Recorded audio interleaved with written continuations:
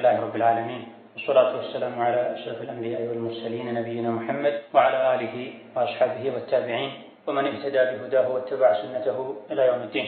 أما بعد، السلام عليكم ورحمة الله وبركاته. الله تبارك وتعالى متكبرون قالوا يسول ልጆች ራሳቸውን ቤተሰባቸውና ልጆቻቸውን ከጀሃነም እሳት እንዲጠብቁ አዟል። ነብዩ መሐመድ አለይሂ ሰላቱ ወሰላም በተለያዩ ሐዲሶቻቸው ወላጆች ለልጆቻቸው ትኩረት እንዲሰጡ፣ እንዲጨነቁ፣ በመልካም ስነ ምግባር እንዲያንጿቸው፣ ከመጥፎ ጠባይና ስነ ምግባር እንዲያጸዷቸውና እንዲያርቋቸው መክረዋል። ራሳቸው ብቻ መስተካከላቸው በቂ አይደለም። ቤተሰባቸው ከዙሪያቸው ያሉ የሰው ልጆች ሲስተካከሉን አላህ ዘንድ ከመጠየቅ የሚድኑት። ልጆች በሰሩት ወላጆች ይጠየቃል። ሚስት በሰራችው ባጠፋቸው ባል ይጠየቃል። ተባብረን አላህ ተባረከ ወተዓላ የሚወደው የሚፈልገው ጎዳና ላይ ተያይዘን ካልተጓዘን ማህበረሰብ ሊስተካከል፣ አላህ የሚወደው ጸባይ አኽላቅ ሊሟላ ሊገኝ አይችልም። ቤተሰባችንን ልጆቻችንን ከእሳት የምናድነው በምን እንደሆነ ሸሪዓ አስተምሮናል። በሁለት ነገሮችን ልጆቻችንን፣ ራሳችንን፣ ትውልዱን ከአኺራ እሳት ከአላህ ቁጣ ማዳን የምንችለው አንደኛ እምነትና ስነ ምግባርን በማስተካከል፣ ሁለተኛው ስራን በማሳመርና በማስተካከል።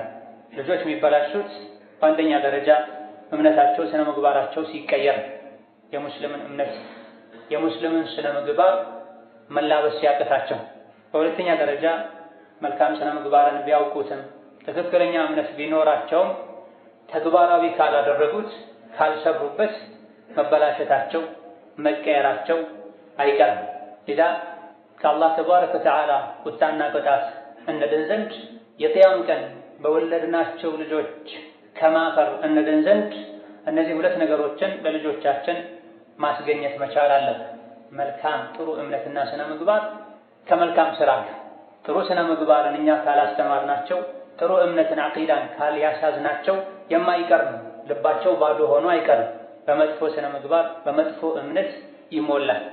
ጥሩና መልካም ስራ እንዲሰሩ ካላገዝናቸው፣ ሰርተን ካላሳየናቸው፣ ወደዛ ካልመራናቸው የማይቀር ነው። ክፍት ጊዜያቸው በመጥፎ ስራ ይሞላል። አላህ ተባረከ ወተዓላ ዘንድ ከመጠየቅ የምንድነው ራሳችንን ስናስተካከል፣ ልጆቻችንን ስናስተካከል፣ የእኛና የቤተሰባችን መስተካከል ለጎረቤት ለመንደር መስተካከል ሰበብ ሲሆን፣ የአንድ ሰው መበላሸት ጎረቤትን ካበላሸ፣ ሀገርን መንደርን ካበላሸ ሰበብ በመሆናችን አላህ ዘንድ ተባረከ ወተዓላ ለመጠየቁ የማይቀር ይሆናል። ዲነል ኢስላም ኡማውን ማህበረሰብ እንደ አንድ ቤተሰብ ነው የሚያየው። አንድ ቤት ውስጥ አንድ የተበላሸ ልጅ ወጣት ታዳጊ ካለ፣ ወይም አንድ ቤት ውስጥ አባወራው ወይም እማወራዋ ከተበላሹ መላው ማህበረሰብ እንዲበላሽ ሰበብ ሊሆኑ ይችላሉ። መላው ማህበረሰብ መንደሩን አካባቢውን ያበላሻሉ ተብሎ እንዲታሰብ ነው ሸሪዓ የሚያዝ። ምክንያቱም ኩልኩም ራዒን ወኩልኩም መስኡሉን አን ረዕየቲሂ ተብሏል።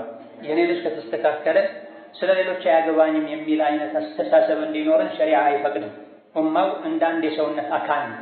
አንድ የሰውነት አካላችን ሲታመም መላው ሰውነታችን እንደሚያተኩሰው እንቅልፍ እንደምናጣው ወከዛልክ ከኡማ ውስጥ አንድ ቤተሰብ ከቤተሰብ ውስጥ አንድ ልጅ ሲበላሽ በጋራ ችግሩን ለመፍታት ልንረባረብ መፍትሄ ልንፈልግ ይገባናል። የሰው ልጅ አላህ ዘንድ ተባረከ ወተዓላ ከመጠየቅ የሚድነው ልጁን ከመጀመሪያ ከተወለደበት ጊዜ ጀምሮ ወይም ልጁ እስኪሞት ወይም ራሱ እስኪሞት ድረስ ክትትል ሲያደርግ ብቻ። የብዙ ወላጆች ችግር ለልጆቻቸው ክትትል የሚያደርጉት ወይም ክትትል ማድረግ የሚጀምሩት ጊዜው ካለፈ በኋላ ነው። አሊያ ደግሞ ለተወሰነ ጊዜ ክትትል አድርገው ጥረት አድርገው ከዛ እርግፍ አድርገው ይተውታል። ሸሪዓ ይሄን አይደለም ያዝ።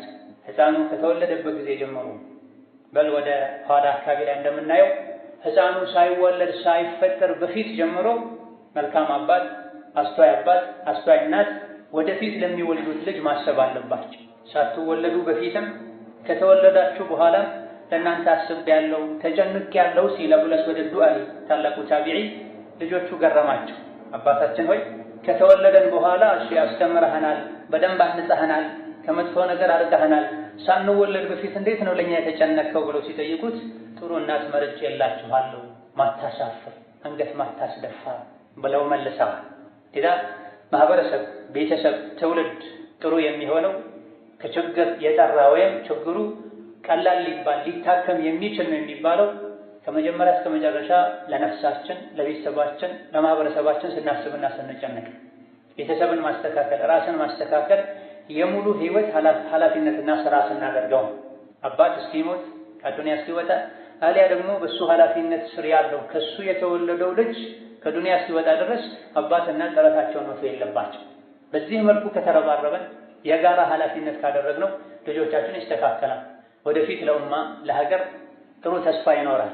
ነገር ግን የወላጆች ኃላፊነት መውለድ ብቻ ከመሰላቸው፣ ማብላት ማጠጣት ብቻ ከመሰላቸው አባቱ ላይ ከፍ ቃል የሚናገር እናቱን ለመምታት የሚሞክር ከመስጂድ የሚርቅ አልባሌ ቦታ ላይ ጊዜውን የሚያሳልፍ ትውልድ ይበዛል።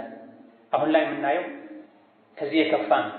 ቃላት ማይገልጹት የሚያሳፍር ሶላት የተሰገደ ከመስጂድ ዙሪያ የሚሽከረከሩ ልጆችን እናያለን።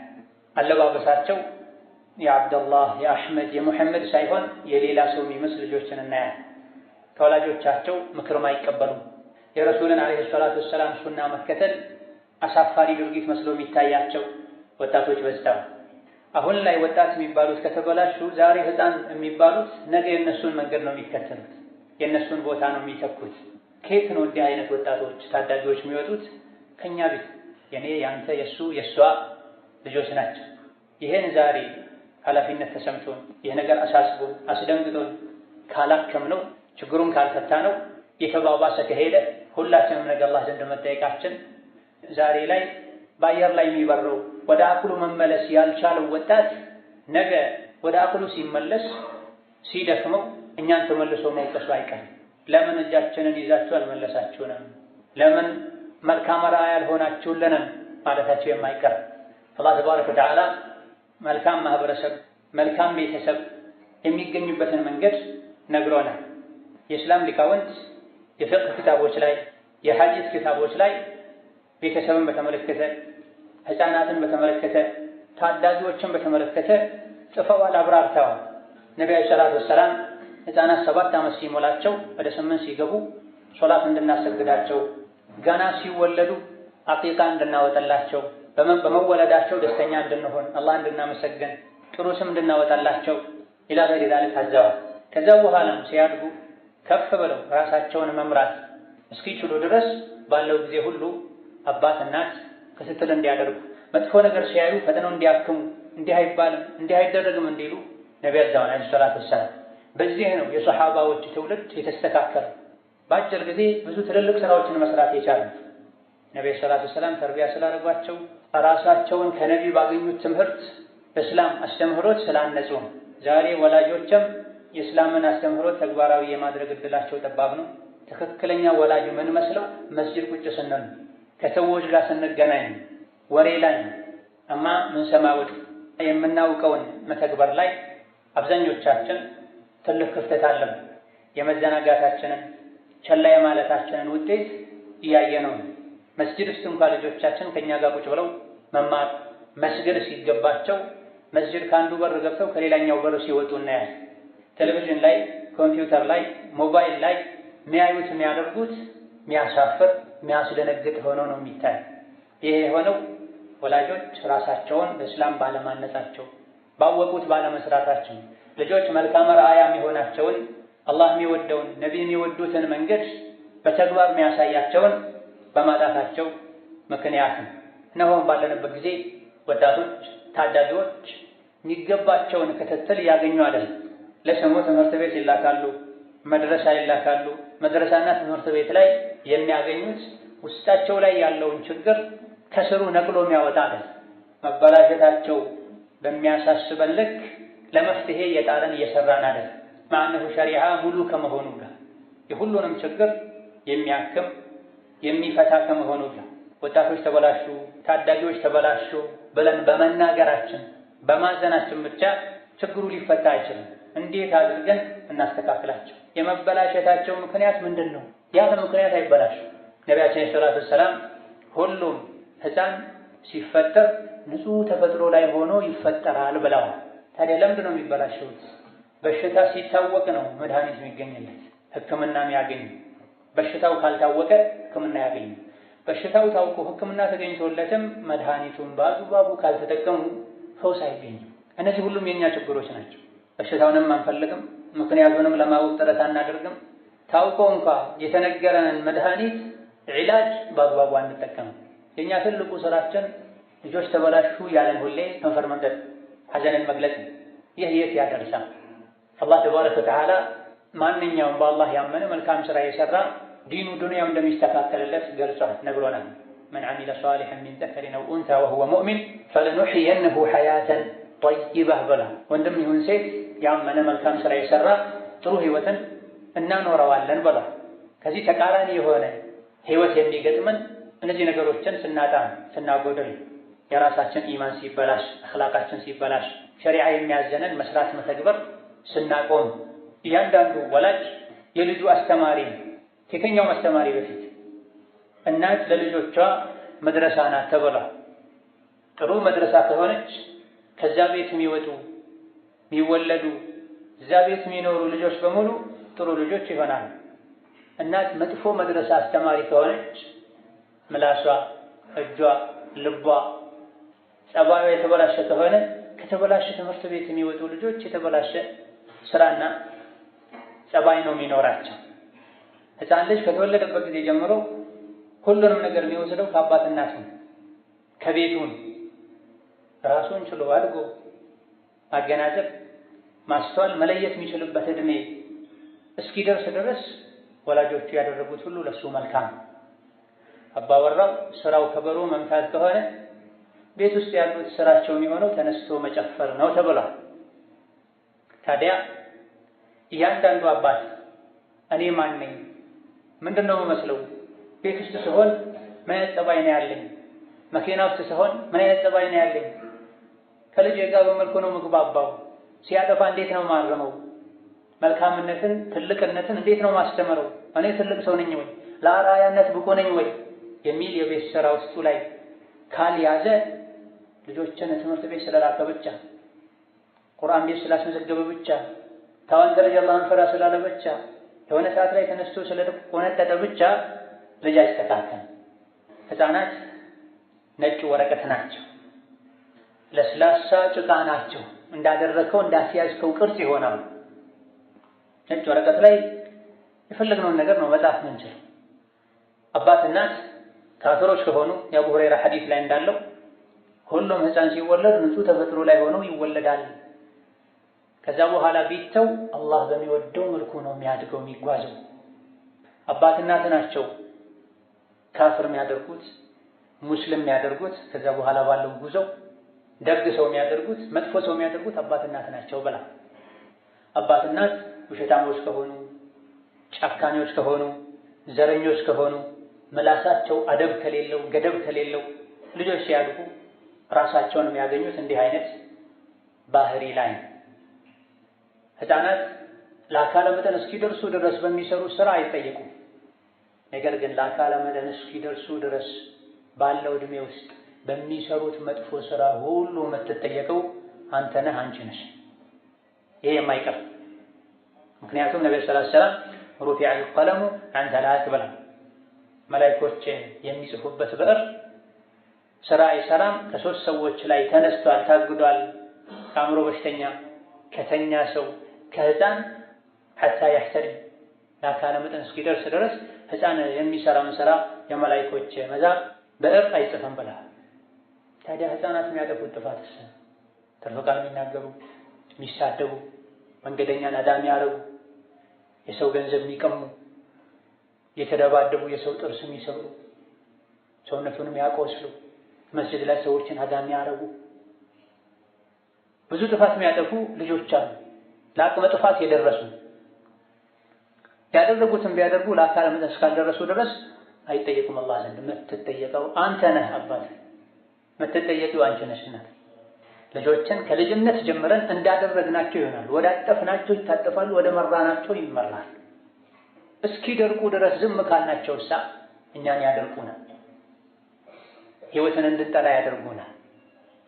እናት ከጡት እኩል ልጇን መልካም አኽላቅን፣ መተናነስን፣ አላህን መፍራትን፣ አይን ሰበር ማድረግን፣ መልካም መናገርን ካስተማረች አባት ቤት ውስጥ ሲገባ ሲወጣ ስለ ልጁ አኽላቅ ስለ ልጁ ውሎ ሶላት በአግባቡ ሰገደ፣ በየቀኑ መቅራት ያለበትን ማንበብ ያለበትን አነበበ፣ እናቱ የምታዘውን ሰራ አልሰራም፣ የጧትና ማታ ዚክር አላለም ካለ ከልጅነት ጀምሮ ክትትል ካደረገ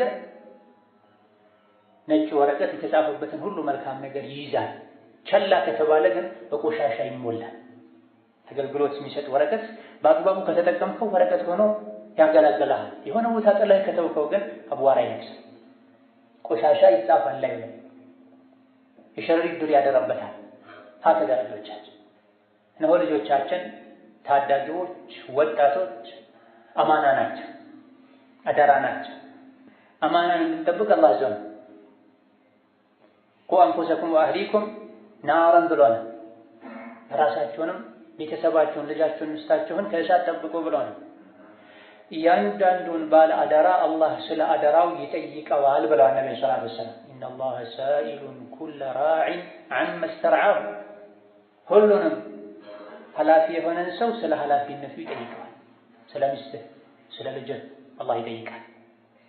ቁ አንፉሰኩም ወአህሊኩም ናራ፣ ከእሳት ቤተሰቦቻችሁን ልጆቻችሁን ጠብቁ ነው ያለ። ይሄ ብዙዎች የሚዘነጉት ጉዳይ ስለሆነ ልጆቻችንን የምንጠብቀው ከረሃብ ከብርድ ነው።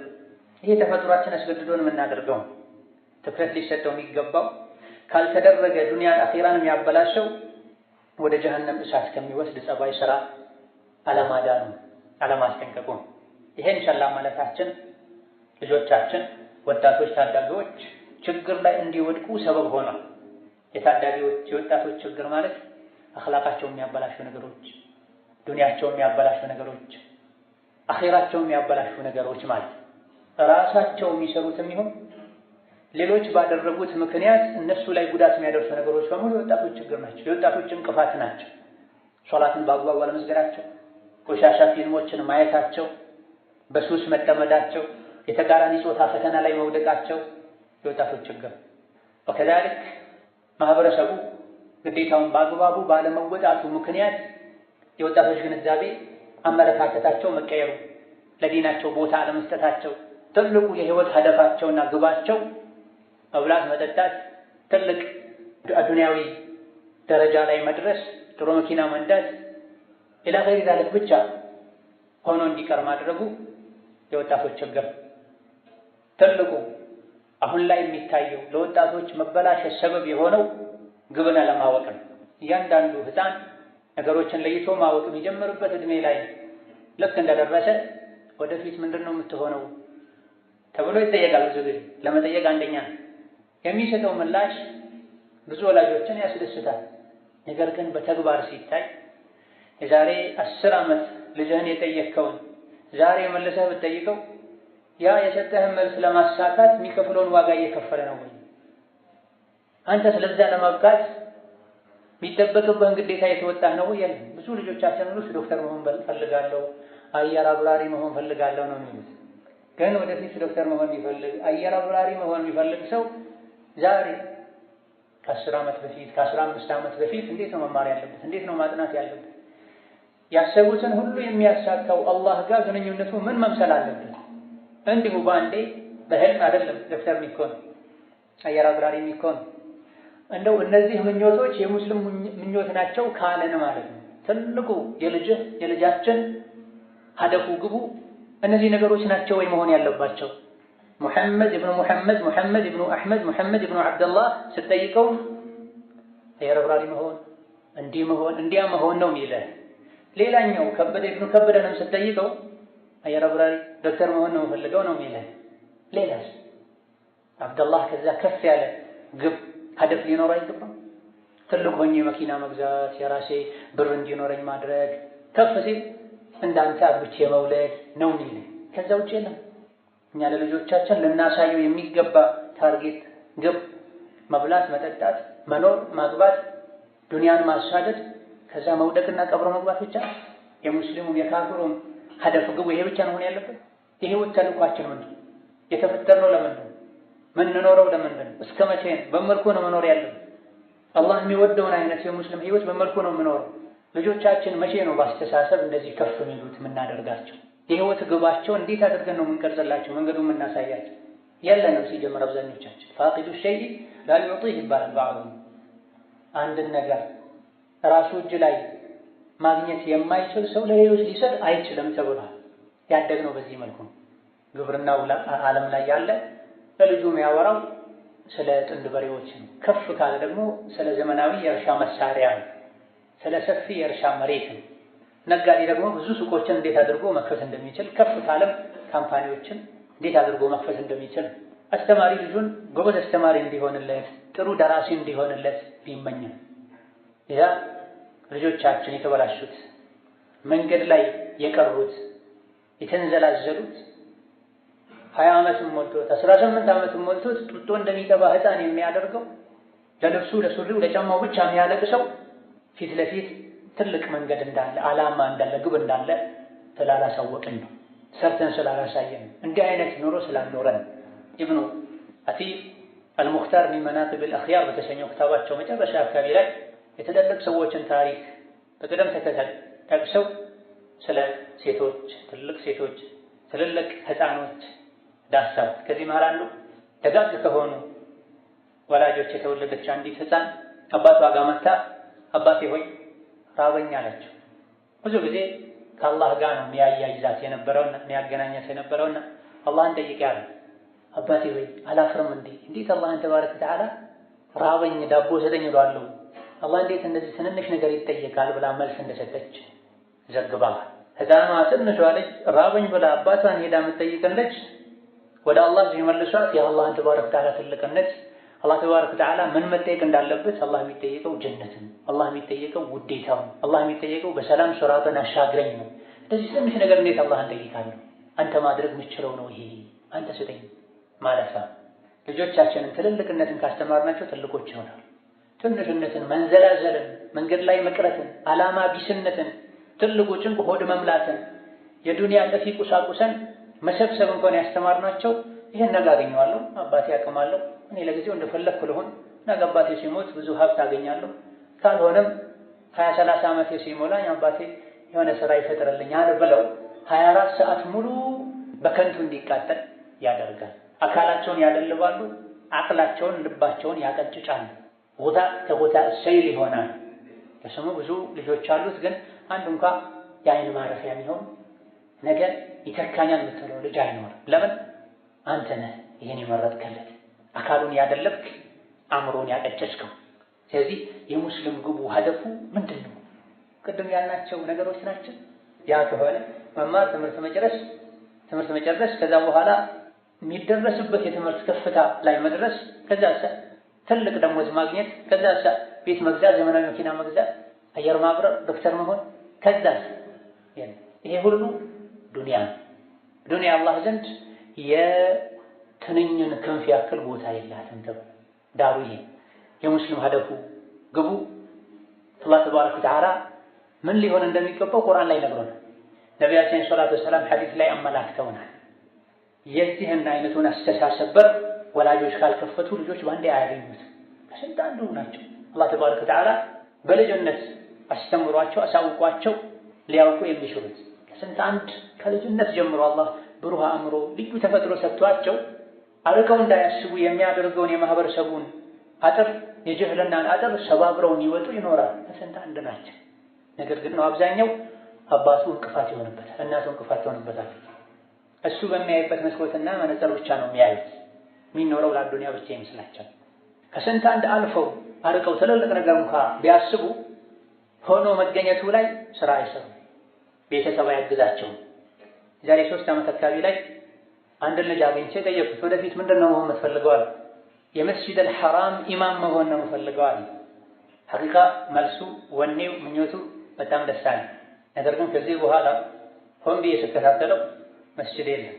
ሶላት የተሰገደ ከመስጂድ ዙሪያ ሳይክል ሲያሽከረክር ነው። እኔ ስመጣ ብቻ ነው የሚመለሰው ወደ መስጂድ። ጓደኞቹ አብረውት የሚወጡ የሚገቡ ልጆች እንደዚህ አይነት ዓላማ ፈጽሞ ማይነበብባቸው ሰዎች ናቸው። የመካ ሐረም ኢማም ለመሆን የሚያስከፍለው ዋጋ ምን እንደሆነ ራሱ አውቆ ካልሰራለት፣ ወላጆቹ አውቀው ካላገዙት፣ ከዙሪያው ያሉ ሰዎች ካልረዱት በአንዴ ኢትዮጵያ ተነስቶ መካ በሮ ዜግነት አግኝቶ ተፈተኖ አልፎ ኢማም ሊሆን አይችልም። መንገዱ በጣም ሩቅ ነው። ምኞት ሌላ ነው፣ ምንመኘው ነገር ሆኖ መገኘቱ ሌላ። ይሄን የሚመኝ ማግኘቱም ትልቅ ነገር ነው። ሐቂቃ ልጆቻችን የሚሉት ሌላ፣ የሚሰጡት መልስ ሌላ። አላህ ተባረከ ወተዓላ ለእኛ ትልቅን ነገር ይወዳል፣ ይፈልጋል። ነቢያችን ሰለላሁ ዐለይሂ ወሰለም አንዳችሁ አላህን ጀነት ሲጠይቀው ፊርደውስን ይጠይቀው፣ ምርጡ ጀነት ፊርደውስ ነው ብላ። አላህ ተባረከ ወተዓላ ትልልቅ ነገሮችን ይወዳል፣ ወራዳ ሰፍሳፍ የሆኑ ነገሮችን አይወድም ብላ። ከቀደምት የሙስሊም ኸሊፋዎች መሪዎች መሃል አንድ ግለሰብ መጥቶ አንተ ጋር ትንሽ ሓጃ አለችኝ አላቸው። ኸሊፋ ናቸው። አይ ይብሐት ለሃ ሩወይጅ ለና፣ ትንሽ ወንድ ፈልግላት፣ ለትንሽ ሓጃ እኔ ጋር አትምጣ። ሓጃ ትንሽ ከሆነች ትንሽ ሰው ፈልግላት።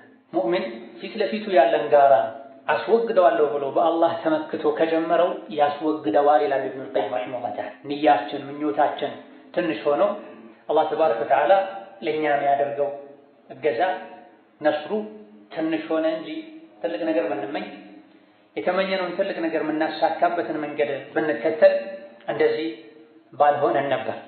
ትንሽ የተሻሉ የሚባሉ ልጆች እንኳን ከመሃላችን ቢገኙ ከዙሪያቸው የሚኮረኩሟቸዋል። አንዳንዴ ከቤተሰብ ይጀምራል። ወደፊት እኔ መሆን የምፈልገው ለኡማዬ ለሙስሊሙ ትልቅ ስራ መስራት ነው የምፈልገው። ለዚህ የሚያስፈልገውን ደግሞ ለማድረግ አሁኑኑ ስራ መጀመር ፈልጋለሁ።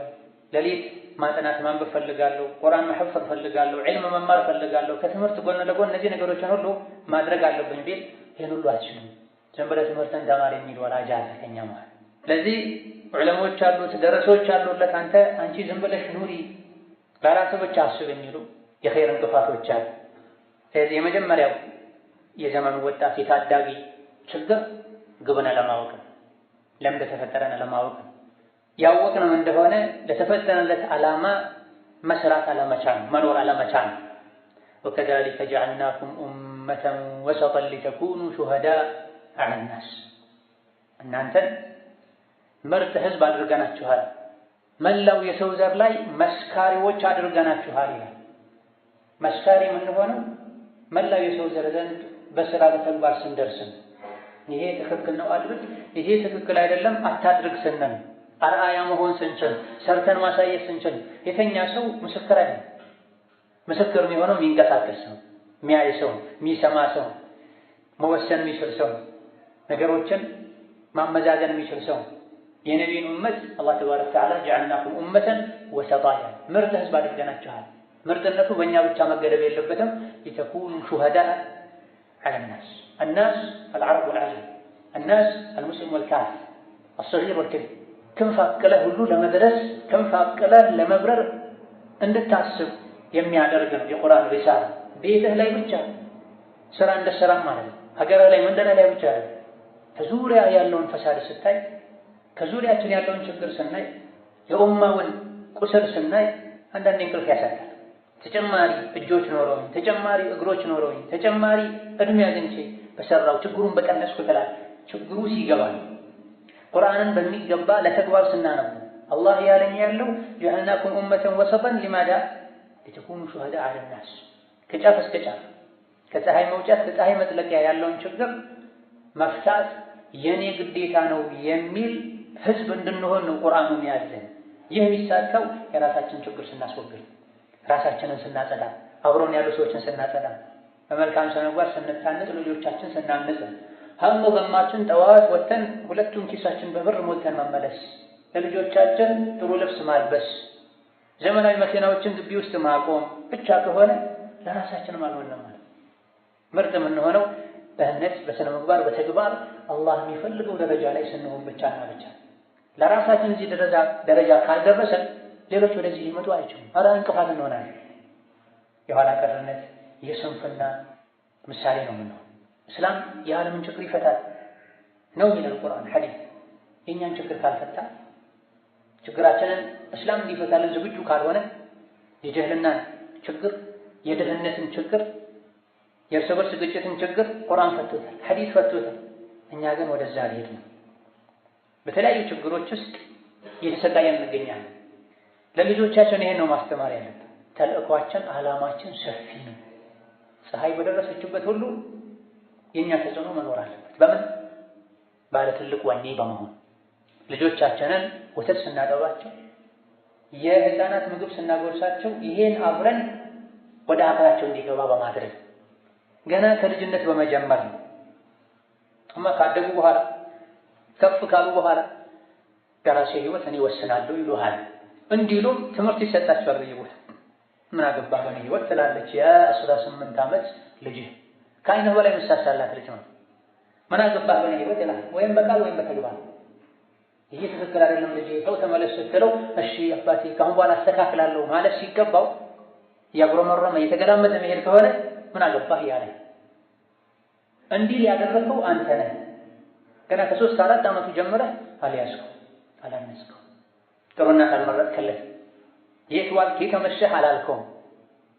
ቤትህ ላይ አለ የሚባልን ሰፊ ስክሪን ቴሌቪዥን ገጥመህለት የዓለም ቆሻሻን እንዳይፈቅድለታል ፈቅደህላታል።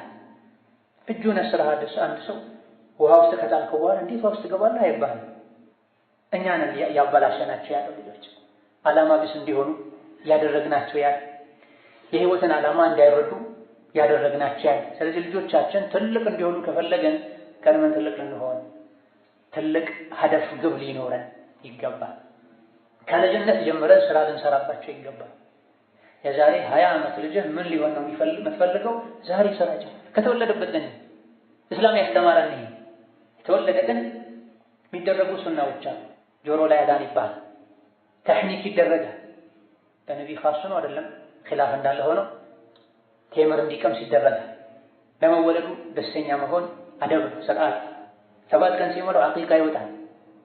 በ7 ያልቻለ በ14 ያደርጋል። ያልቻለ በ21 ከዛ በኋላ በተመቸው ቀን ጥሩ ስም ይወጣለታል። ጠዋትና ማታ ዝክር ይደረግለታል።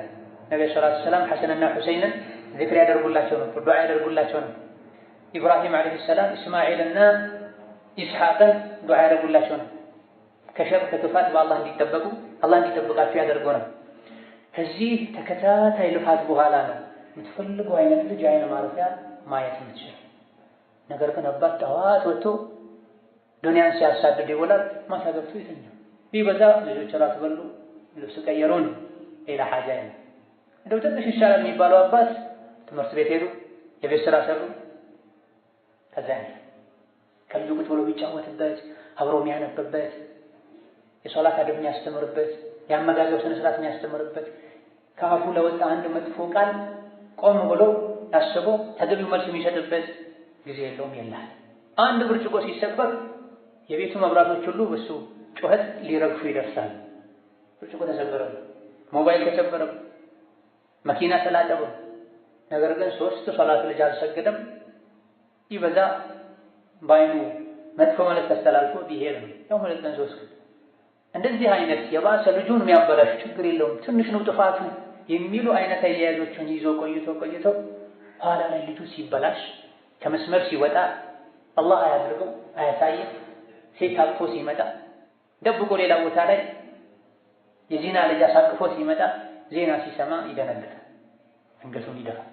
ይሄ እንደሚመጣ ቅርቡ እስላም ነግሯል። ሸላት አልከማል ይህ ማለት አረከማል። ይህ እንዳይሆን እንዳይንዘላዘሉ አልባሌ ቦታ ላይ እንዳይውሉ ገና ህፃን ልጆች መገንዘብ ሲችሉ መረዳት ሲችሉ 4-5 ዓመት ሲሞላቸው ዓላማና ግብ እንዳላቸው ልጆቻችንን ማሳወቅ መቻል አለብን። የችግሮች ሁሉ መሰረታቸው መነሻቸው ይህ ነው። የተፈጠረለትን ዓላማ አለማወቅ ወማ خلقت الجن والانس الا ليعبدون وكذلك جعلناكم امه وسطا لماذا لتكونوا شهداء على الناس ልጅ ኃላፊነት አለብን። ከዙሪያችን ያሉ ሰዎችን ከአላህ ማስተዋወቅ መልካም አርአያ ሆነው መገኘት በንግግርም በተግባርም ወደ አላህ መጣራት፣ የተቸገረን መርዳት፣ የታመመን መጠየቅ፣ የተጣላን ማስታረቅ፣ ከመንገድ ላይ ቆሻሻን እንቅፋትን ማስወገድ፣ አዛን ሲል መስጂድ መገኘት መሰል የሆኑ መልካም ተግባሮችን የማሳካት የመተግበር የመጠበቅ ዓላማ እንዳለ የተፈጠርነው ለዚህ እንደሆነ ልጆቻችን ካልነገረን የተፈጠሩት ሊበሉ ሊጠጡ ይመስላቸዋል። መብላት መጠጣት የትም ይገኛል። ከዛ ውጪ ሌላ ስራ እንደሌላቸው ያምናል። ሶላት ስግድ አዛን አልሰማም እንዴ በስንት መከራ መስጂድ ታመጣዋለህ። በዚህ በር ገብቶ በዛ በር ሰዎች አወል ሰፍ ለመድረስ ይሽቀዳደማሉ። ቢችሉ እጣ ሁሉ ለመጣል ይሞክራሉ። ያንተ ልጅ የኛ ልጅ ያለው አራተኛው፣ አምስተኛው፣ ስድስተኛው ቅያስ ላይ ምናልባትም ወደዛ ነው ያለው። አንተ መቼ በደረስኩ ጉዳይ የሚቻለውን ያክል ይፈትን ከተራመዳለህ ልጅህ ወደዛ ይሄዳል። ሸይጣን አዳን ሲሰማ በተቃራኒ እንደሚሄደው ማለት የሰው ሸይጣኖች አድርገናቸዋል ልጆቻችን። ይሄን ሁሉ የምንለው ጥረት ካላረገን ወደፊት እንደምጠቅሰው አንጠይቅ። የሚቻለውን ሁሉ የሚከፈለውን ሁሉ ዋጋ ከፍለንም ከሆነ እንዲሆኑት ምንም ችግር የለም። ነገር ግን አልከፈልነው ዘንዶቻችን ወይም መክፈል የጀመርነው ጊዜ ካለፈ በኋላ ከደረቁ በኋላ አልታጠፍ ካሉ በኋላ እዘን አንደኛው የልጆቻችን የታዳጊዎች የወጣቶች ችግር ዓላማቸውን ግባቸውን አለማወቃቸው፣ ለምን እንደተፈጠሩ ሰርተንኛ አለማሳየታቸው፣ አልፎ አልፎም ከዓላማ ግብ ያላቸውንም ግባቸው ትክክል ነው አይደለም አለማለታቸው፣ ሰርተን አለማሳየታቸው። የተፈጠርነው ከልአንዓም ናእኩሉ ወነሽረቡ ወነናም ለዚህ የሚመስሉ ብዙ ሰዎች ሊበሉ ሊጠጡ ውጭን ሊያሳምሩ የሞቱ ቀን በብዙ ትልልቅ ሰዎች ታጅበው ሊቀበሉ ልጄ እንዲህ አይነት ማድረግ እንዲኖረኝ እፈልጋለሁ ያሉን ያስተምሯል። ትልልቅ ሰዎች ሞተው መቃብር ላይ ብዙ ሰው ከተገኘ ረጃጅም ሰፋፊ ድንኳኖች ውስጥ ብዙ ሰው ካለ እኔ ስሞት እንደዚህ መሆን ነው ፈልገው አንተ ስሞት እንደ ያ ሱብሃንአላህ። ከዛስ ብዙ ሰዎች ስለቀበሩ ሰርግህ ላይ ስለተገኙ የጀነት ደረጃ ያድጋል? የቀብር ቅጣት ይቀንስልሃል? በኢማን ነው፣ በስራ ነው። ለተፈጠሩለት ዓላማ በመዋል በመኖር በመሞት ነው አላህ ዘንድ ክብር የሚገኘው የሚል እምነት እንዲኖራቸው ካደረገን ዓላማቸውን ግባቸውን ያውቃሉ። ካልሆነ ግን እንደ እንስሳ እዚህ ጋር ጥሩ ሳር ካገኘ እዚህ ጋር፣ እዛ ጋር ከሆነ ጥሩ ሳር የለው እዛ ጋር ይሆናል። ሳር ፍለጋ መዋጋት መራገጥ ይከተላል። ሁለተኛው የልጆቻችን ችግር የእውቀት ችግር። እውቀት ብርሃን፣ መሃይምነት ድንቁርና ደግሞ ጨለማ ነው። ብርሃንና ጨለማ ደግሞ መቼም አይስተካከሉም ብሎ አላህ ተባረከ ወተዓላ هل يستوي الذين يعلمون والذين لا يعلمون የሚያውቁና የማያውቁ እኩል ናቸው እንዴ ብሏል። በፍጹም አይደለም። የሚያይና የማያይ እውር የሆነ እኩል ናቸው እንዴ? በጭራሽ አይደለም። በህይወት ያለና የሞተስ እኩል ናቸው እንዴ? በጭራሽ አይደለም። በህይወት ያለ ማለት እውቀት ያለው ሰው ስለሚያደርገው ነገር ሁሉ የሚያውቅ ስለሚኖረው ህይወት ጠንቅቆ የሚያውቅ ማለት የሰው ልጅ ውሳኔው፣ ስራው፣ እርምጃው በሙሉ እውቀቱን ተከትሎ ነው የሚሆን። ጥልቅ እውቀት ያለው ግንዛቤ ያለው የሚወስናቸው ውሳኔዎች በሙሉ ለዲን ለዱንያ የሚጠቅሙ ይሆናል። የሚሰራቸው ስራዎችም እንደዚሁ የሚያኮሩ፣ የሚያስደስቱ፣ የሚጠቅሙ ይሆናል። የሰው ልጅ እውቀት በጨመረ ቁጥር ግንዛቤው ይሰፋል። ውሳኔው፣ እርምጃው የተስተካከለ ያማረ ይሆናል። እውቀቱ በቀነሰ ቁጥር ወደ ታች ይወርዳል። መዋል የሌለበት ቦታ ላይ ይውላል። ማድረግ የሌለበትን ያደርጋል። ወጪ ማውጣት ለሌለበት ወጪ ያወጣል። መተው የሌለበትን ይተዋል። ስለዚህ አልጃህሉ ሸሩ ዳኢ የተባለው ለዚህ ከበሽታዎች ሁሉ የከፋ በሽታ ድንቁርና፣ መሃይምነት፣ ጅህልና ነው። ጃሂል መሳቅ የሌለበት ነገር ይስቃል። መፍራት የሌለበትን ይፈራል። ማጣት የሌለበትን ያጣል።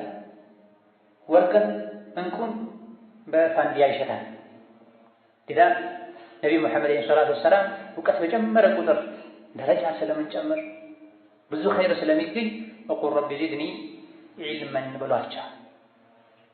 የችግሮች ሁሉ መፍትሄ እውቀት መጨመር ነው፣ ማወቅ።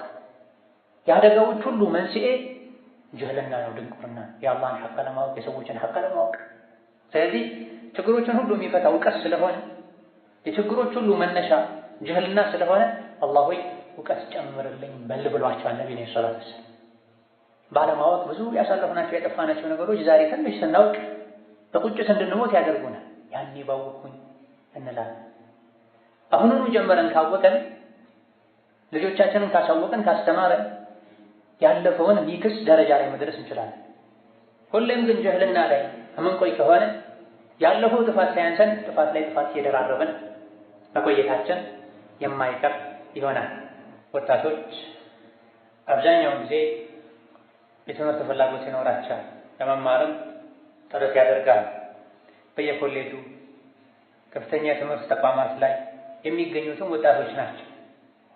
ብዙ የትምህርት ሙያን የሚፈልጉ ስራዎች ላይ የሚገኙትም ወጣቶች ናቸው። ወደፊት ትልልቅ አስተማሪዎች የሚሆኑት የተለያዩ በሙያዎች የተካኑ ሰዎችን የሚያበቁትም ዛሬ የተማሩ ወጣቶች ናቸው። በትምህርት ጥራታቸው ልክ እነሱ የሚያፈሯቸው ተማሪዎችም ጠንካሮች ይሆናሉ። ትምህርት ላይ ባለባቸው ክፍተትና ድክመት ልክ እነሱ የሚያስተምሯቸው ደካሞች ይሆናሉ።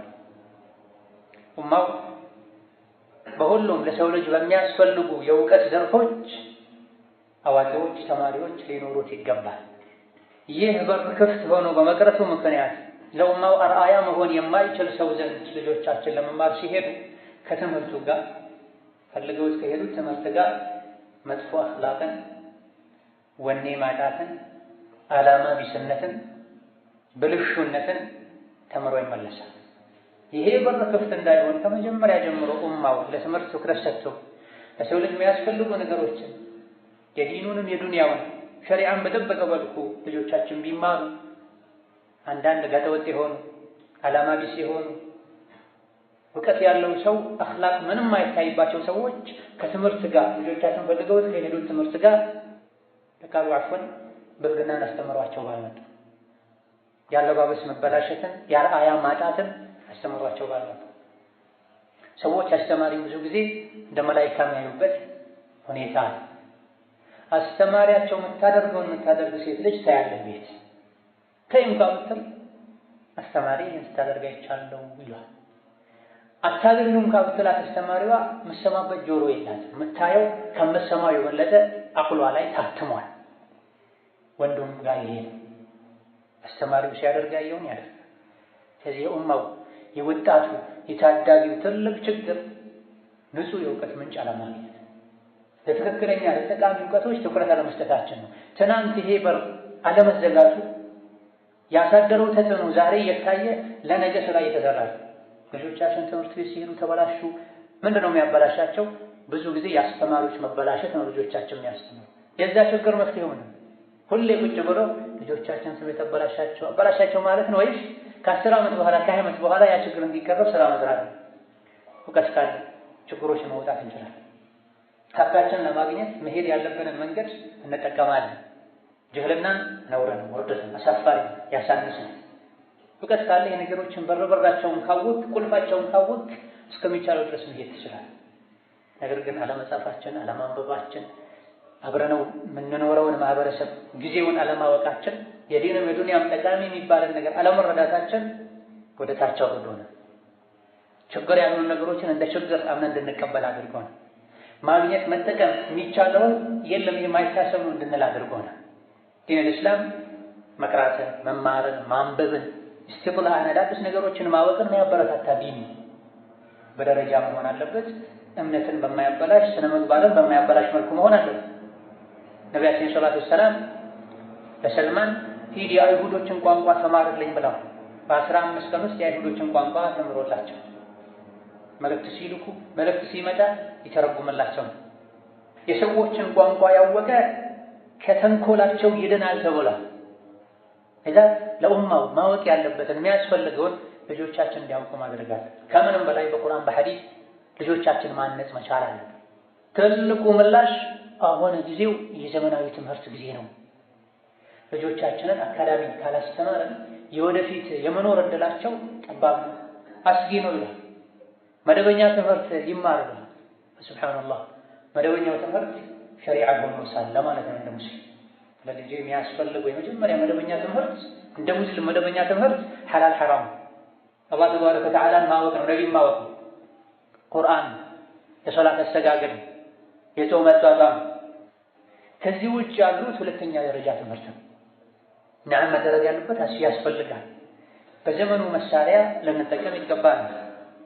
ነገር ግን ሐላል ሐራምን የማያውቅ ፋቲሃን አስተካክሎ የማይቀር ሶላት የሚያበላሽ የማያውቅ ጾም የሚያበላሽ ነገሮች የማያውቅ የሐይድ ስነ ስርዓትን ማታውቅ በአዱንያው የሰው ልጅ እስከደረሰበት ቢሄዱ ሰማይ ወጥተው ቢመጡ እንደሚባለው አላህ ዘንድ ጃሂሎች ናቸው፣ ሙስሊም ዘንድ ጃሂሎች ናቸው። يعلمون ظاهرا من الحياة الدنيا وهم عن الآخرة هم غافلون። በተለያዩ ነገሮች ዶክተር ፕሮፌሰር ነገር ግን እኮ ሲያደርገው ከሩኩዕ ሲነሳ ጀርባው ተገልጦ ነው የሚሰግደው። ነብዩ የከለከሉትን ነገር ሲያደርግ ነው የምታየው። ይሄ ትልቅ ጅህልና ነው። ሁለቱም ጅህልናዎች የወጣቱ እንቅፋት ሆነዋል። ዘመናዊው ለኡማው ለራስ ለንግድ የተለያዩ ኡማውን ለማሳደግ ይጠቅማሉ የሚባሉ ትምህርቶችን ሸሪዓን በጠበቀ መልኩ መማር አለባቸው ልጆች። ከዛ በፊት ከዛ ጎን ለጎን ቁርአንን፣ ሐዲስን፣ ፍቅህን መማር አለባቸው። ልጆች ተክሎች ናቸው። መውለድህ መትከል ነው። ከዛ በኋላ ማስተማርህ ማነጽህ አረሙን ማለት ውሃ ማጠጣት፣ መንከባከብ፣ መጠበቅ። ችግኝ ተተክሎ ዝም ከተባለ ጡፈይልያት የሚባል ነገሮች አሉ። ተቀጥላ ህዋሳት የሚባል እነዚህ ያደቁታል፣ ውበቱን ይነጥቁታል። ችግኝ ስለተከልክ ብቻ፣ አበባ ስለተከልክ ብቻ፣ ማንጎ፣ አቮካዶ፣ ብርቱካን ስለተከልክ ብቻ ፍሬውን አታገኝም፣ አበባውን አታሸት። በአይነት የሚያምሩ አበባዎችን ማየታችን ክትትል ካደረግ አረሙን ካረም ውሃ ካጠጣ ልጆቻችን ወልደን ብቻ ከተወናቸው አበባዎች ተክሎች ተተክሎ ዝም ከተባሉ ተቀጥላ ህዋሳት እንደሚያጠቋቸው ተጨማሪ ዝም ብሎ የሚበቅሉ ሳሮች ውበታቸውን እንደሚነጥቋቸው እዛ ውስጥ እንደሚዋጡት ልጆቻችን ጅህልና፣ የስነ ምግባር መበላሸት፣ የዓላማን መዘንጋት እንዲዋጡ ያደርጋቸው። የወለድከው ልጅ ነው ወይስ የሰው ልብስ ለብሶ የሚሄድ ሌላ ልጅ ነው? ታከለ ባዕዱ ማለት አላህ አክብሮ ከፈጠረው የሰው ልጅ ውስጥ አባቱ እናቱ ባደረሱበት የቸልተኝነት በደል ምክንያት ሰው በሸር ነው ወይስ ሌላ ነገር አታውቅም። ይገርማል። አስተሳሰቡ፣ አነጋገሩ፣ የሚገኝበት ቦታ፣ የሚያሳየው እንቅስቃሴ ይህ ከአብደላህ ቤት ከአመተላህ ቤት ነው የመጣ ከፋጢማ ቤት ነው የመጣ የተሸከመው ስም የሚመጥነው ያስበላል፣ ያሳዝናል። ይህ ሰበቡ ጅህልና ድንቁርና ነው። ሸሪዓን አለማወቅ። አላህ ተባረከ ወተዓላ የሰው ልጅ አክብሮታል። ያከበረው አንድም በዕልም ነው፣ በእውቀት የእውቀቱ ምንጩ መጥራት አለበት። ቅድም እንዳለ አስተማሪ ብለን ልጆቻችን እንዲያስተምሩ ምንልካቸው አንዳንዴ ፈሳድን፣ ብልሹነትን፣ ድርቅናን አስተምረው የሚልቋል።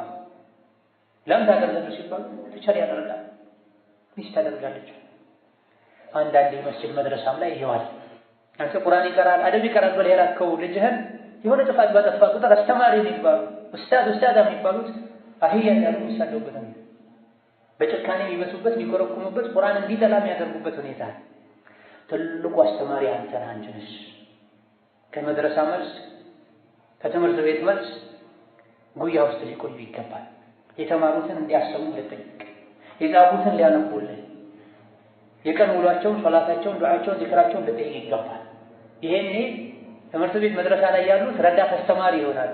ዋናው አስተማሪ አንተ ነህ፣ አንቺ ነሽ ማለት ወደ ረዳቱ የሚኬደው ከዋናው በቂ አገልግሎት ሲያጡ አስተማሪውን ኡስታዙን ኡስታዛዋን አባትም እናትም አስተማሪ ካደረካቸው ያንተ ምን አይቱ ጋር የሆነ ሰዓት ላይ መተኔ አባት ነኝ ስሙኝ ብትል የት ነበር እስከዛሬ? አባትነት በማልበስ በማጠጣት በማብላት ብቻ ነው። ይሄ ለበሬ የሚደረግ ለፈረስም ይደረግ።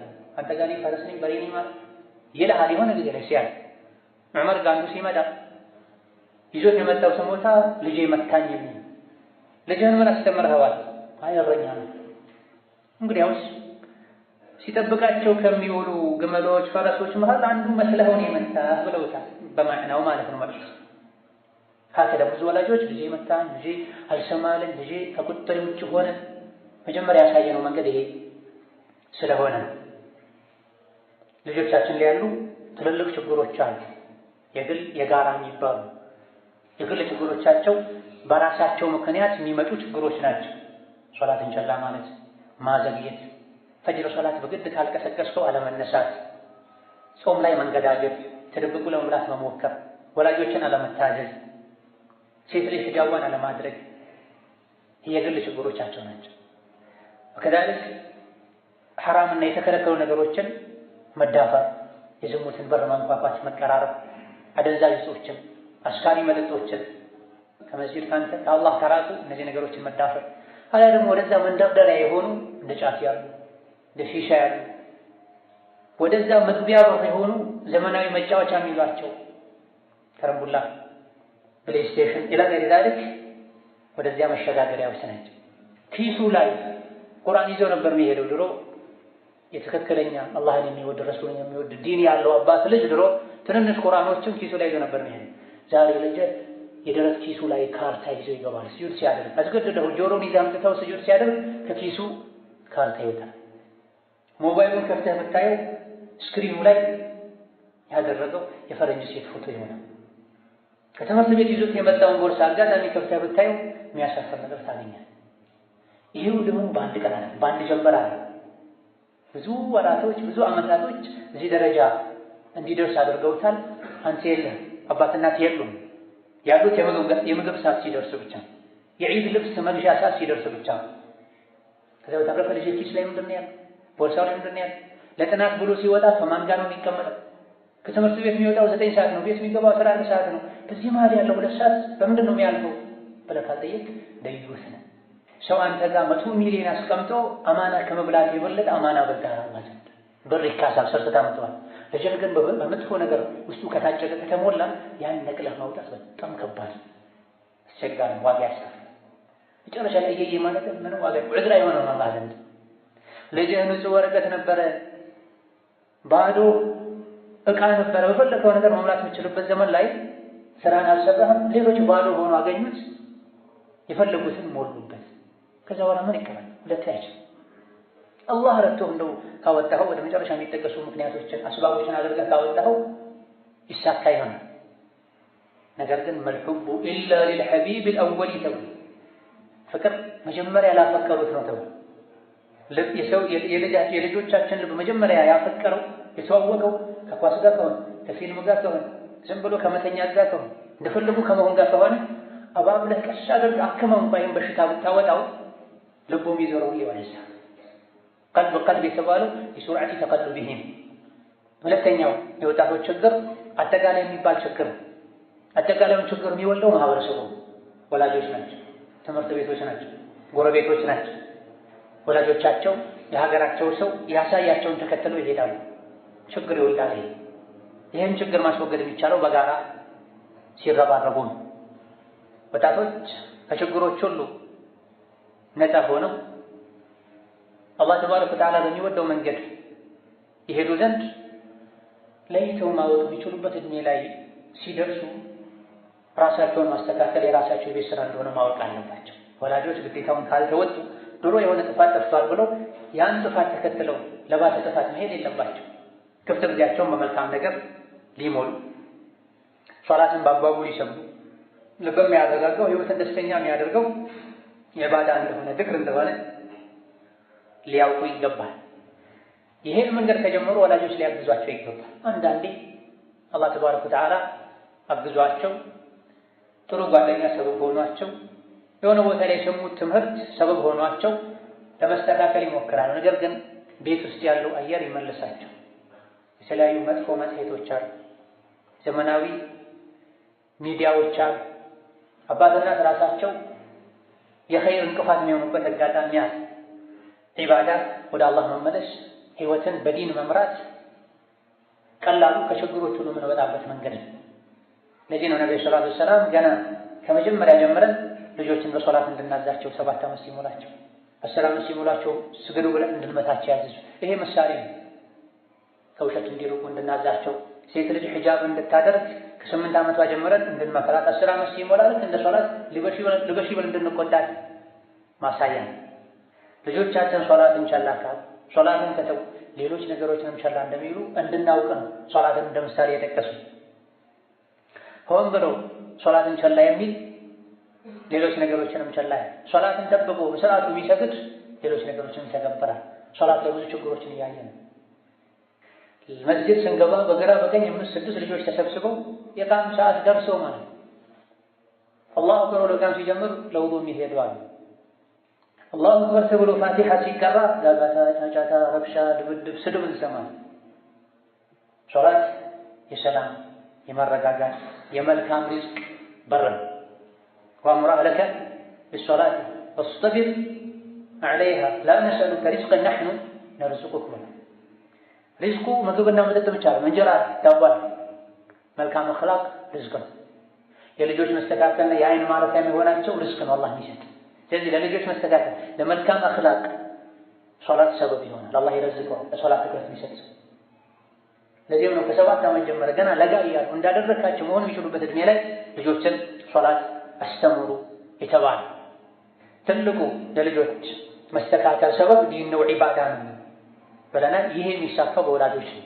ወላጆች ሲተባበሩ ሲተጋገዙ፣ በተለይ አባት ምግብ መጠጥ ማቅረቡ፣ ልብስ መግዛቱ፣ ትምህርት ቤት መክፈሉ፣ ሲታመም ማሳከሙ ትልቅ የሱ ግዴታ እንደሆነ ሁሉ ዲናቸውን መከታተል አኽላቃቸውን ማሳመሩ ትልቁ ድርሻ ያለው አባት ላይ ነው። እናትም እንደዚህ ከአባት አይተናነስም። አባትና ልጆቻቸውን ከልጅነት ጀምረው ክትትል ካደረጉ አብዛኛው ችግር ይቀረፋል። ልጆች በራሳቸው ችግር በራሳቸው ጉድለት ያመጡትን ችግር ወላጆች ማከም ይችላሉ፣ አቋማቸውን ስለሚያውቁ። ያው ነው አባቴ እንደኔ ነው ዝም ግድ የለው ዋናው ትምህርት ቤት አለመውደቄ ነው የሚያሳስበው ነው የሚሉ ለጥፋታቸው ድጋፍ ምክንያት የሚያደርጉት የወላጆችን ቸልተኝነት። ወላጆች ከመሰረቱ ጀምሮ በደንብ ከያዙ አብዛኛው ችግር ይቀረፋል። ልጆች ችግሩ እንኳን ቢገጥማቸው ችግር ላይ ጥፋት ላይ እንኳን ቢወድቁ የወላጆቻቸውን አቋም ስለሚያውቁ መስተካከል ይችላል። ዱንያዊ ጥፋትን በጣም አክብደን ያየን የዲን የአኽላቅ ጥፋትን ዝቅ አድርገን ማየታችን፣ ዱንያዊ ጥፋት ሲያጠፉ የምንወስደውን እርምጃ የአንድ አስረኛው እንኳን የዲን ጥፋት ሲያጠፉ አለመውሰዳችን ልጆች የልብ ልብ እንዲሰማቸው እንደፈለጉ እንዲሆኑ አድርጓል። የልጅ አስተዳደግ ወላጆች አለማወቃቸው ሌላው ትልቁ ችግር ነው። ችግሩ የሚፈታው ወላጆች ትኩረት ሲሰጡ ነው ብለናል። ልጆቻቸውን ለማበላሸት ሰበብ የሚሆነው የ14 ዓመት ልጅ የትልቅ ሰው መዳፍ የሚያክል ሞባይል ገዝቶ ያሳቅፈዋል። ምን ሊያደርግ 16 ዓመቱን ያልሞላ 17 18 ዓመት ላልሞላው ልጅ የመኪና ቁልፍ ይሰጣል። እንዲህ ኻድም ፈልገህ ነው እንዲያግዝህ ፈልገህ ነው ጠብቅ። ቁልፍ ስትሰጠው ሌላ የሚሰማው ስሜት አለ። ያልደረሰበት ደረጃ ላይ እንደደረሰ ይሰማዋል። አንገቱን ደፍቶ እንዳይማር ያደርጋል። በሰጠው የመኪና ቁልፍ ወንጀል ይሰራበታል። ሳያድግ ያለ ሳይደርስ ይደርሳል። ከዛ በኋላ ሰው እኔን ተከትለህ ሂድ ብትለው አይሰማም። ልጆቻቸው ያዘኑ መስሏቸው የጨካኝ ሰው እርምጃ ይወስዷል። ልጆቻቸውን ያከበሩ መስሏቸው የሚያዋርዱ አሉ። ልጆቻችንን ጥንካሬ፣ ጀግንነት፣ ጠንከር ማለት ወላጆች ካላስተማሯቸው አኒዓሙ ላ ተዱሙ ተብሎ ጸጋ ሁሌ አይኖርም። እኔ እስካለው ድረስ ልጄ ክፉ አይነካው አይቸገርም እንዳልከው አይደለም። ችግር ሊመጣ ይችላል። የዱንያ ባህሪ አይታወቅም። ጠንካራ እንዲሆን ሁሉም ነገር በአግባቡ በጊዜው እንዲያደርግ ወላጆች ማስተማር መቻል አለባቸው። ከልክ በላይ መለሳለስም የለባቸው። ከልክ በላይ መጠንከርም የለባቸው። ከልክ በላይ ማስራብም የለባቸው። ከልክ በላይ ማጥገብም የለባቸው። ከልክ በላይ ማዝናናትም የለባቸው። ከልክ በላይ ሁሌ እስር ቤት እንዳሉ እንዲጨናነቁ ማድረግ የለባቸው። የቤቱ መሪ ነው፣ የቤቱ አስተማሪ ነው፣ የቤተሰቡ ሐኪም ነው። ነገር ግን ይሄ ሁሉ የሚኮነው እውቀት ሲኖር ነው። አብዛኞቻችን ከእውቀት ነፃ ነን። ለአለመማር ሺህ ምክንያት እንደረድራል። ለጥፋታችን ሺህ ምክንያት እንደረድራል። ኢዳ ወላጆች ልጆቻቸውን በመልካም ስነ ምግባር ማነጽ የሚችሉት ራሳቸው መልካም ሲሆኑ፣ አባትና ሲረዳዱ፣ ሲተጋገዙ። በአባትና መካከል ያለው አለመግባባት ለልጆች መበላሸት አንድ ትልቅ ሰበብ ነው። ቤቱ ጀሃነም ይመስላቸው። የግል ጸባቸውን ጓዳ ውስጥ ጨርሱ። ጸብ ካለ እስከ መቼ ለምትኖረው በጸብ ሁሌ ራስ በቀረበ ቁጥር ጭቅጭቅ የሚነሳ ክፍተት በተገኘ ቁጥር አንቺ እንደዚህ አንተ እንደዚያ የሚባል ለራስ ባታስብ ለህይወት ባታስብ ለልጆቻቸው ማሰብ አለባቸው። ህይወት እንዳደረግነው ነው። ሸሪዓ ለሁሉም ነገር አዳብ አስቀምጧል። ባል ካጠፋ ይቅርታ መጠየቅ፣ አጥፍቻለሁ ማለት ሚስት ካጠፋች ይቅርታ መጠየቅ። ለግጭት ሰበብ የሆነውን ነገር ቀድሞ መራቅ አለባቸው። ያለ ባል ፈቃድ ከቤት መውጣት ከሆነ የሚያጨቃጭቀው ሁሌ በልጆች ፊት ሚስት ያለ ባሏ ፈቃድ ከቤት መውጣት የለባትም። የቤት ወጪ በአግባቡ አለመስጠቱ ከሆነ የሚያጨቃጭቀው መሰራው ለምንድን ነው? ሰጥ በአግባቡ የጭቅጭቅ መነሻዎች ታውቀው ከተዘጉ ልጆች ቤቱ ጀነት ይሆንላቸዋል። ደስ ይላል። በጊዜ ይገባል። የረፍት ሰዓታቸውን ቤት ያሳልፋል። ቤቱ ግን ጀሃነም ከሆነ ጭቅጭቅ ካለ፣ ስድብ ካለ፣ ዱላ ካለ፣ መናናት ካለ ከአባት እናታቸው የሚያዩት ነገር ደስ አይላቸውም። ቤቱ ያስጠላል። አባት ሁሌ የሚኮሳተር ከሆነ ቤቱ ያስጠላል። ሁሌ በሆነው ባልሆነው የሚስቀው ጓደኛቸው ጋር መሄድ ያምራቸዋል። ቤቱ መድረሳ ነው። መድረሳነቱ ቀርቶ እስር ቤት ከሆነ ከእስር ቤት መሸሽ ይፈልጋሉ። በሀከዳ መድረሳም ራሱን የቻለ ኃላፊነት አለበት። ትምህርት ቤት መድረሳ የሚባለው በአስተማሪዎች ነው። አስተማሪዎች ላይ ትልቅ ኃላፊነት አለ። አስተማሪዎች ልጆቻቸው የሚያስተምሩት ፊደል መጻፍ ብቻ መሆን የለበትም። አብዛኞቹ ትምህርት ቤቶች መሀይምነትን ማስወገጃ እንጂ በስነ ምግባር የሚያንጹ ዓላማን የሚያስተምሩ የሚያጀግኑ ትምህርት ቤቶች አሉ። ሱቆች ናቸው፣ ንግድ ቤቶች ናቸው። ክፍል እንዲቆጥሩ እንጂ የሚያደርጉት በእድሜያቸው ልክ ግንዛቤ እንዲኖራቸው ትልቅ ደረጃ እንዲደርሱ የሀገር የዲን ኃላፊነት እንዳለባቸው እንዲሰማቸው የሚያደርጉ ትምህርት ቤቶች እጅግ በጣም ትንሾች ናቸው። ለስሙ የሙስሊም ስም የተሸከሙ ትምህርት ቤቶች አሉ። በሙስሊም ስም ቢጠሩ ትምህርት ቤቶች አሉ። ነገር ግን ሐቂቃ ዋቅሩ ተጨባጭ ይሄ ነው። ሱቆች ናቸው። እንዴት አድርገን እናድጋለን? እንዴት አድርገን ድርጅታችንን እናሰፋለን? እዛ ውስጥ ያለ አንድ የተበላሽ አስተማሪ ሺህ ጊዜ ቢያጠፋ መወሰድ ያለባቸውን እርምጃ አይወስዱ። ትምህርት ቤት የሚባለው በአስተማሪ ነው ብለናል። ግድግዳ ማንም አሳምሮ መገንባት ይችላል። ትምህርት ቤት የሚሆነው መልካም ትውልድ የሚያፈራው ውስጡ ላይ ባለው አስተዳደር፣ ውስጡ ላይ ባለው አስተማሪ ነው። አስተማሪው አስተዳደሩ ተባብሮ መጥፎ ችግሮችን ሸፍኖ የሄደ ደሞዝ ሲደርስ ወላጅ በጊዜው ካልከፈለ ና ተብሎ እየተወቀሰ ልጁ ሺህ ጊዜ አኽላቁ ተበላሽቶ ስነ ምግባሩ ወርዶ ሳለ ምንም አይመስል ከሆነ ትምህርት ቤት ያየ ንግድ ቤት ነው ያለ። የአቅም ያላቸው ሰዎች ቶሎ ትምህርት ቤቶች ሊከፍቱ፣ ትምህርት ቤቶች ውስጥ ያሉ ችግሮችን ተመካክረው ወላጆች ሊፈቱ። እንግሊዝኛ አቀላጥፎ ከተናገረ ሂሳብ ከቻለ የራሱ ጉዳይ ነው። ብዙ ወላጅ የአኽላቅ ችግር እንዳለበት እያወቁ ውድ ከፍለው ችግር ያለበት ትምህርት ቤት ላይ ያስተምራሉ። ያ የጥራት ችግር ቢኖርበትም ለአኽላቅ ለዲን ጥሩ ነው የሚባለው ትምህርት ቤት ወና ባዶ ያደርጉታል። ትንሽ ተወደደን ተደነቀን ተደገፈን ብለው ደግሞ የኛዎች የሚባሉት አብዛኛው ማህበረሰብ ከፍሎ ማስተማር እንደማይችል እያወቁ እጥፍ ያደርጋል። አቅም ካገኘን ዲኑን መረዳበት ትውልዱን የምንታደግበትን ስራ ነው መስራት ያለ። አቅሙን አግኝተን ነው የግል መጠቀሚያ ልናደርገው አይገባም። በስም ልንነግድ አይገባም። እዚህ አንዱ የልጆቻችን መበላሸት ሰበቡ ወላሂ ትምህርት ቤት ላይ የሚታዩ ነገሮች ያሳዝናል፣ ያሳፍራል። አንድ ክፉ ቃል ካፉ ወጥቶ የማያውቅን የ7 የ8 ዓመት ልጅ ትምህርት ቤት ካላከው ከ3 ሳምንት በኋላ ተመልሶ ቃላቶቹን ስትሰማ በ30 በ20 ዓመት ያልተናገርከውን ቃል እሱ ትሰማል። ከአባት ከእናትህ ጋር ከባለቤትህ ጋር ከወንድሞችህ ጋር አውርተው ማታውቅም። የአንተ የምትጠቀማቸው ቃላቶች ወረቀት ዲክሽነሪ ውስጥ የሌለን ቃል ከ7 ከ8 ዓመት ልጅ ደጋግመህ ትሰማለህ። ከየት ይመጣ? ከትምህርት ቤት ይመጣ። ብዙ ጊዜ ይሄን የሚሰማው ከተማሪዎች ነው ይባላል። ተማሪ ነው ልጅ ነው ችግር የለም። ነገር ግን አልፎ አልፎ አስተማሪ ከሚባሉ አንቱ ከሚባሉ አርአያ ከሚደረገው ቢሰሙ ቅድም ያልኳቸው አይነት ቃላቶች አሉ። የተከበረ ነው ሰው ልጅ አይያ ያሉ የሚሰልቡበት ደደብ ያሉ የሚሰልቡበት ደደብ ካልኩ ካስደብነኛ ይቀበላል። በእስላም የሚያሾፉበት በዲን የሚያሾፉበት ሐላ ኢዳ ትምህርት ቤት አካዳሚ የሚሆን መድረሳ መሀይምነትን ማስወገጃ ፊደል ማስቆጠሪያ ብቻ ነው። ይሄ አንዳንድ እንስሳት የሚያደርጉት በቀቀን የሚባል በራሪ አለ። ለተወሰኑ ሰዓታት ፊት ለፊት ያስቀምጠው ነገር ከደጋገምክ ይላል። ልጆቻችን በቀቀን እንዲሆን አለ ትምህርት ቤት መልካቸው ለዲን ትልልቅ ስራ የሰሩ ሰዎችን ታሪክ እንዲደግሙ ነው መልካቸው። እገሌ ተምሯል እስከ 12 እስከ 9 ነው። ነገር ግን ሐሉን ስታየው ክፍሎችን 1 2 3 4 ተብሎ ቁጥራቸው የወጣ እንጂ የሚመስለው ሀደፍ የለው፣ ወኔ የለው፣ ስነ ምግባር የለው፣ ታላቁን ያከብር፣ ምክር አይሰማም። ወይም ለዲን ወይም ለዱንያ የሚጠቅም ስራ ላይ ሆኖ አታገኘው። ምንም ነው የተማረው? መማር ለምንድን ነው? ለመቅጠር ሰርተፊኬት ለመቀበል ቋል ወይም ዲን ወይም ዱንያን ለማሻሻል ለኡማው አንድ መልካም ነገር ለማበርከት ነው። ብዙ ተማሪዎች ይወድቃሉ፣ ጥሩ ውጤት የማያመጡ ከአንዱ ክፍል ውስጥ ለከፍተኛ ትምህርት ደረጃ የሚያልፉት አንዳንዴ በአንድ ጣት የሚቆጠሩ ልጆች ከፍተኛ ተቋም ላይ ሲገቡ በዛው ልክ ራሳቸውን ከፍ ማድረግ ሲገባቸው መጥፎ ስነ ምግባርን ተምረው አለባበሳቸው ተበላሽቶ የፀጉር አያያዛቸው ተበላሽቶ ዚና የዝሙት መግቢያዎች ላይ ደጋግመው ገብተው ከተጋራኒ ጾታ ጋር ያላቸው አኽላቅ አህዋል ተበላሽተው ነው የሚመጡት።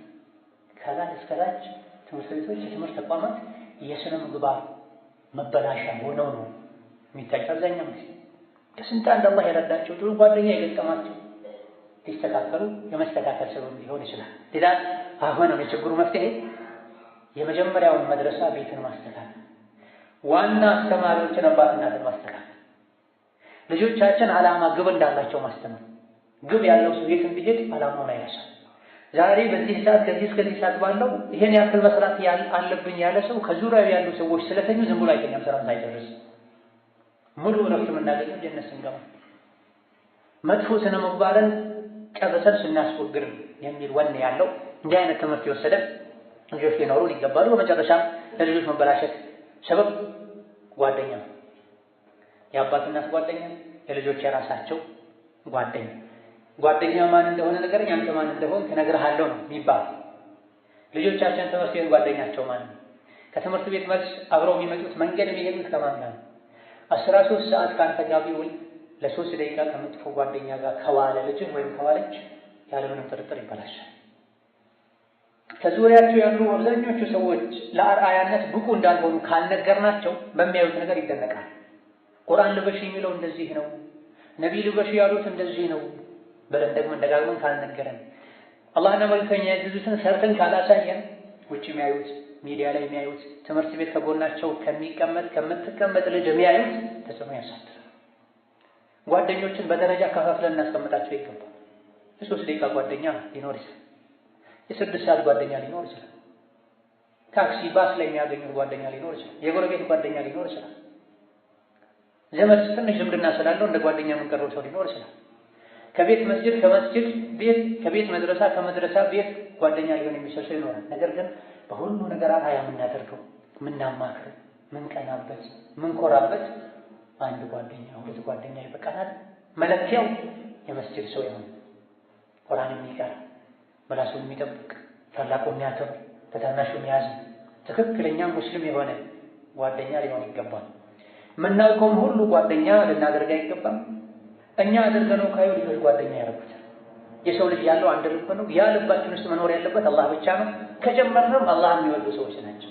ለዚህ ነው ነብዩ ሰለላሁ ዐለይሂ ወሰለም ለው ተኸቱ ኸሊለን ለተኸቱ አቡበክርን ኸሊላ፣ እኔ ከሰዎች ልዩ ወዳጅ የሚይዘው ቢኖር አቡበክር ነበር ማድረገው፣ ነገር ግን አላህ ኸሊሉ አድርጎኛል። ከሰዎች ኸሊል የለኝም፣ ሷሂብ ጓደኛ ነው ያለኝ፣ ጓደኛዬ እናንተ ናችሁ ብለው ለአቡበክር ልዩ ደረጃ እንዳላቸው ተናግረዋል።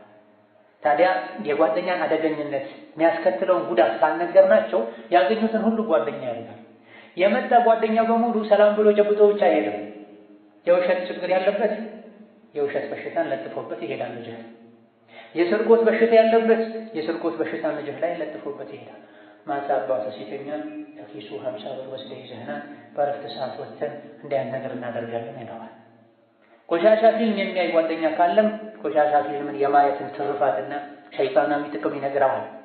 ዓላማው የሚሆነው ባገኘው አጋጣሚ ቆሻሻ ፊልም ማየት፣ ዝሙት ላይ መውደቅ፣ ከተቃራኒ ጾታ ጋር የመጨማለቅ በሽታ ያለባት ጓደኛ ከገጠመቻት እንዲህ አይነት ሰው ካወቀች ሁሌ ስለዚህ ነገር ነው የምትነግራት። ሰዎች የሰሙትን ነገር ማድረግ ይናፍቃል። ነገ ለማድረግ ትሞክራለች። ያንተ ልጅ የእሱ ልጅ እኛ ልጅ። ከዛ ልጆቻችን መጥፎ ጓደኛ እንዳያገኛቸው አጥር ልንሆናቸው ይገባል። ይህ የሚሳካው አንተ የልጅህ ጓደኛ ስትሆን፣ እሷም የልጇ ጓደኛ ስትሆን። ጓደኝነት እኮ በእድሜ ብቻ አይደለም፣ በአቅል በማስተሳሰብም ጭምር። አብዱላህ ብን አባስ ህፃን ልጅ ሆነ፣ ትንሽ ልጅ ሆነ ከትልልቅ ሰሓቦች ጋር ከዑመር፣ ከዓሊ፣ ከዑስማን ጋር እድሜያቸው 50፣ 60፣ 70 ከሆኑ ሰዎች ጋር አብረው ምክር ቤት ይቀመጡ። ብዙ ሰሓቦች ይገርማቸዋል። እኛም ቤት እኮ እንደዚህ አይነት ህፃናት አሉ፣ ምክር ቤቱ የህፃናት ማያ ከሆነ እኛም ለምን አናመጣም ይላል።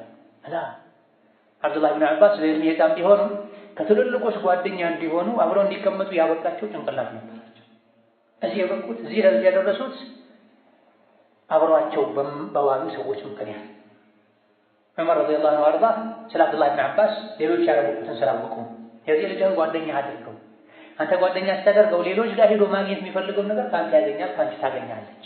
ወላጆች ከልጆቻቸው መጫወትን አብሮ ማሳለፍን መዘንጋታቸው ነው ያገኙት ሰው ላይ ሁሉ ሄደው እንዲለጠፉ ቆሻሻ ይዘው እንዲመጡ ያደረገው። ምን ችግር አለው? አራት ስትበላ ከልጅ ጋር ተጫወት። አራት ከበላ በኋላ ለ15 ደቂቃ ልጆች ጊዜ ስጥ፣ አብራቸው አንብብ፣ አብራቸው አድምጥ። ጓደኛ ያደርጉሃል፣ ችግራቸውን ያማክሩሃል። በዚህም መጥፎ ጓደኛ የሚያመጣውን ችግር ማስቀረት ይቻላል።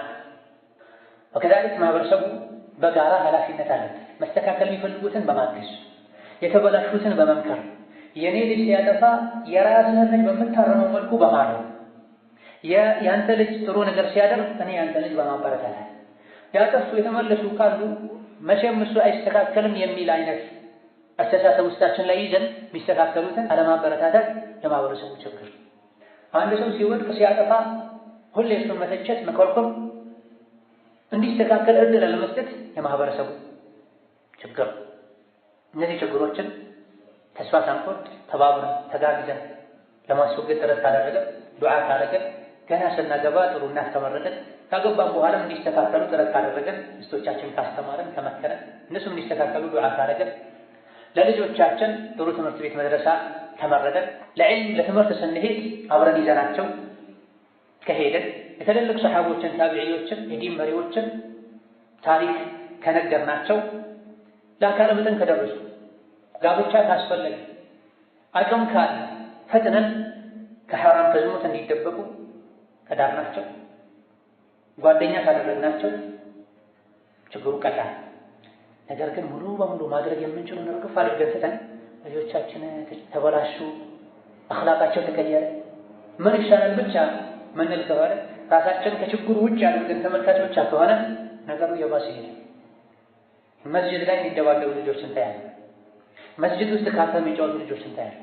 በወግ በማዕረጉ ልጄ እጠራለሁ ብለህ ስትጠብቅ ሌላ ይዛለህ ትመጣለህ። ለልጄ ሽምግልና ሄዳለሁ ስትል በህገ ወጥ መንገድ የወለደውን ልጅ አምጥቶ ሊያስታውቅ አይችልም። የዘራነው ነው የምናጭደው። መልካም ነገር ልንዘራ መልካም አርአያ ልንሆን ይገባናል። አላህ ተባረከ ወተዓላ ራሳችንን ያስተካክለን፣ ልጆቻችንን ያስተካክለን፣ ከሸርና ከጥፋት ሁሉ ይጠብቀን። ነው على كل شيء قدير والإجابة جدير والله تعالى أعلى وأعلم وبالله التوفيق والسلام عليكم ورحمة الله وبركاته.